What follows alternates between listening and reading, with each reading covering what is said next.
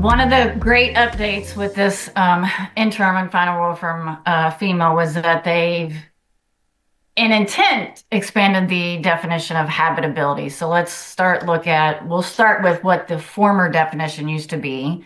And FEMA defined uninhabitable as a dwelling that is not safe, sanitary, or fit to occupy.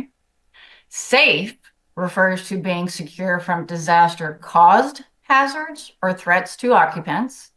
Sanitary refers to being free of disaster-caused health hazards. And then FEMA also required that disaster damage components were functional prior to the disaster or the actual event. And then functional referred to an item or home capable of being used for its intended purpose. And then the big one was that pre-existing need for repair to a survivor's home is ineligible for repair using FEMA financial assistance. So now with these updates, it's expanded that eligibility criteria for habitability, making it more accessible to all disaster survivors that are dealing with disaster-caused damage, right? So now FEMA still relies on uninhabitable, but it's defined as the dwelling, right, is not safe or sanitary. Safe being secure from hazards or threats to the occupants, and sanitary being free of health hazards.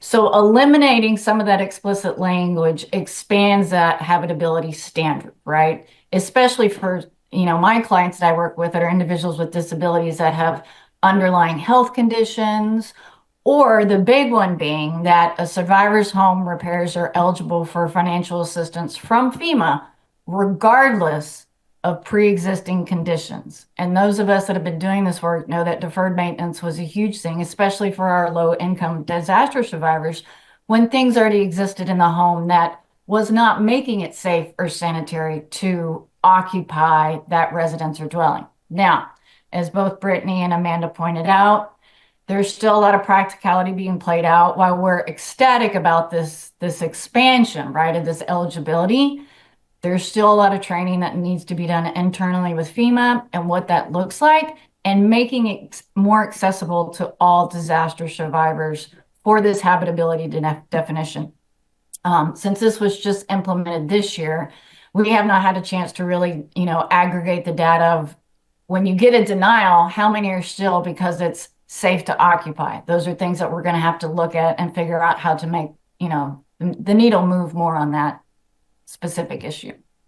So next slide, the next thing is accessibility. Specifically beforehand, it was a survivor's disaster damaged items related to their disability were eligible for financial assistance or the cost of replacement. And a survivor has a disaster caused disability and needs equipment related to that new condition. Now, a survivor is eligible for disability-related improvements to their home, regardless if those features were there or not prior to the disaster event.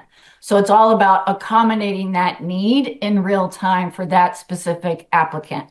And it does not have to be related to a disability being caused or impaired by the disaster. So those are all, again, expansions of that eligibility moving forward.